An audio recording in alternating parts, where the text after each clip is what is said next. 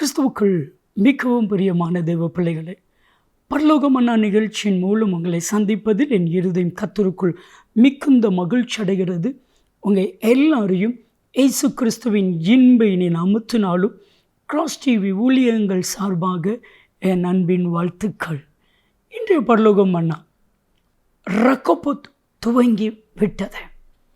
பிரியமானவர்களே, ஒரு காரியம் துவங்கி விட்டது என்றால் இன்னொரு காரியம் முடிந்து விட்டது என்று பொருள். இதுவரைக்கும் உங்கள் வாழ்க்கையில் இருந்த வாக்குவாதங்கள் எல்லாம் முடிந்து ஒரு ரகோபோத் ஒரு பெரிய மேன்மை துவங்கிவிட்டது. ஆதியாகமம் 26வது அதிகாரம் 22ஆம் வசனத்தில் அந்த துறவை குறித்து வாக்குவாதம் பண்ணவில்லை. ஆகையால் கர்த்தர் தேசத்தில் என்னை பெருக பண்ணினார் என்று சொல்லி ரகோபோத் என்று பெயரிட்டான். என் அன்பு தெய்வ பிள்ளைகளே, இதுவரைக்கும் உங்கள் வாழ்க்கையில் மற்றவங்க வாக்குவாதம் பண்ணியிருக்கலாம், மற்றவங்க பிரச்சனை பண்ணியிருக்கலாம். இனி யார் யாரெல்லாம் பிரச்சனை பண்ணாங்களோ அவங்கெல்லாம் உங்களை தேடி வரும்படிக்கு உங்களுக்கு ஒரு வசந்த காலம் துவங்கி விட்டது. ஆதியாகமம் 26வது அதிகாரம் 19-20 வசனங்களில் வாக்குவாதம் பண்ணினவர்கள், ஈசாக்கு விரோதமாக எழும்பினவர்கள் ஆதியாகமம் 26வது அதிகாரம் 27-28 வசனத்தில் தேடி வந்தார்கள். அப்படியே கர்த்தர் உங்களை தேடி வர பண்ணும்படி செய்வா.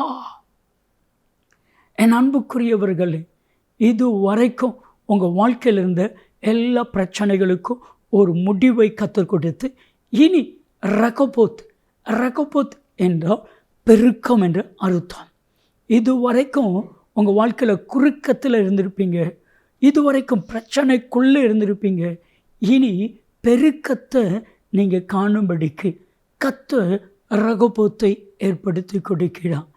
என் அன்பு தெய்வ பிள்ளைகளே, நம்முடைய வாழ்க்கையில் நெருக்கங்கள் சில காலங்கள் தான்.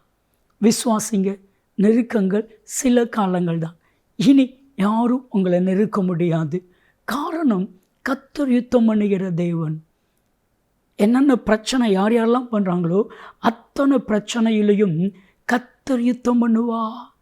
இஸ்ரவேல் ஜனத்துக்கு விரோதமாக எழும்பின எகிப்தின் இராணுவத்தோடு யாத்ராம 14:14 கர்த்தர் யுத்தம் பண்ணினா. அதற்கப்புறம் நடந்தது என்ன? அவர்கள் இல்லாமல் போய்விட்டார்கள், அவர்கள் அழிந்து போய்விட்டார்கள். அதற்கு அப்புறவு பிரச்சனை அவர்களை தொடரவில்லை. இதுவரைக்கும் யாரெல்லாம் பிரச்சனை பண்ணியிருந்தாங்களோ அவர்களை எல்லாவற்றையும் இனி நீங்கள் காண்பதை இயலாய். காரணம், கர்த்தர் உங்களுக்காக யுத்தம் பண்ணுவார். நீங்கள் அறியாத, உங்கள் புத்திக்கு எட்டாத பெரிய காரியத்தை கர்த்தர் செய்து ரகோபோத்தை கர்த்தர் கொடுக்கிறார். ஒரு சகோதரர் என்னிடத்தில் ஜெபிக்கிறதுக்காக வந்த பொழுது அவர்கள் சொன்ன வார்த்தை, பிரதர், ஒவ்வொரு நாளும் வேலை செய்கிற இடத்துல எனக்கு பிரச்சனைக்கு மேலே பிரச்சனை, பாடுகளுக்கு மேலே பாடுகள். இப்போ வேலைக்கு போகிறதுக்கு எனக்கு மனசே இல்லை. நான் 7ல் போய் உட்கார்ந்துருப்பேன், ஜாடையாக பேசுவாங்க, என்னை அவமானப்படுத்துகிற மாதிரி பேசுவாங்க. என்ன பண்ணணுன்னு தெரியல. அப்பொழுது கர்த்தர் சொன்னார், இந்த பிரச்சனைகள் எல்லாம் முடிந்து விட்டது, ரகோபோத் துவங்க போகிறது என்று சொல்லி 6 மாதத்தில் மறுபடியும் என்னை தேடி வந்து சொன்னாங்க, பிரதர், சூப்பரான கம்பெனியில் நல்ல போஸ்ட்டில் கர்த்தர் என்னை உயர்த்தி வைத்திருக்கிறான். இப்பொழுது அங்கே இருக்கிற ஒர்க்கர்ஸ் எல்லாரையும் நான் தான் கவனிக்கிறேன். கர்த்தர் ரகோபோத்தை கொடுத்து விட்டான். என் அன்பு தெய்வ பிள்ளைகளே, உங்கள் வாழ்க்கையிலையும் ரகோபோத்தை கர்த்தர் கொடுக்கிறான். ஜெபிக்கலாமா? தகப்பனே, இதுவரை இருந்த வாக்குவாதங்கள் எல்லாம் மாறி ஒரு புது ரகோபோத், ஒரு புது பரிமாணம், ஒரு புது மேன்மை நீர் கட்டளையிடும். இயேசு கிறிஸ்துவின் நாமத்தில் ஜெபிக்கிறோம் ஜீவனில் பிதாவே, ஆமென், ஆமென். ரகோபோத் துவங்கி விட்டது.